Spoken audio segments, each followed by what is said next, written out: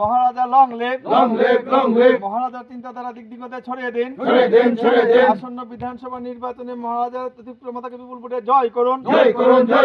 সরকার vote দিয়ে ত্রিপুরা মাতাকে বিপুল ভোটে জয় করুন। মহারাজাকে ত্রিপুরা মাতা শ্যামল সরকার মাথায় যোগদান দিয়েছে। মানে তীব্র মাত্রায় আমি দীর্ঘদিন ঢুকবো করে দেখতে পারিনি, এবার জয়েন করেছি। আমি তীব্র মাত্রাকে ভালোবাসি, ঢুকছি এই কারণে। কি আশা রাখছেন? ওদের শুনলে তো ভালোই তো। আপনারা কোন দল থেকে আসছিলেন? তো বিজেপিতে কোনো পদ ছিলেন বিজেপিতে? কোনো পদ আছেন বিজেপি? এমনি আমার ভালো লাগে না এই করছি। স্যার আজকে এদিকে যে জয়েনিং হয়েছিল এটা কোন কোন দলের থেকে আছে আর কোন বিসির থেকে?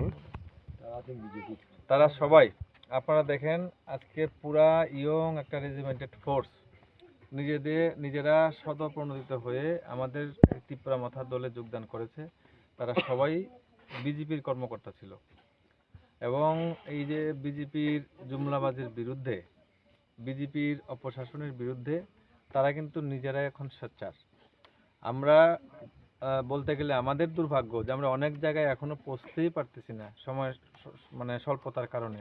তারপরেও মানুষ কিন্তু আমাদেরকে ফোন করে ওদের সঙ্গে যোগাযোগ করে এবং যেখানে সেখানে, আজকে আমি সকালবেলা যেখানে থাকি সেখানে আমাদের দুইজন এই সুরমা বিধানসভা এলাকার কর্মকর্তা, ওরাও বিজেপির, এসে একদম আমার বাড়িতে হাজির, সেখানে তারা জয়েন করেছে। আমি কিছুক্ষণ পরে আমাদের সোশ্যাল মিডিয়াতে এই ফটোগুলো আপলোড করব।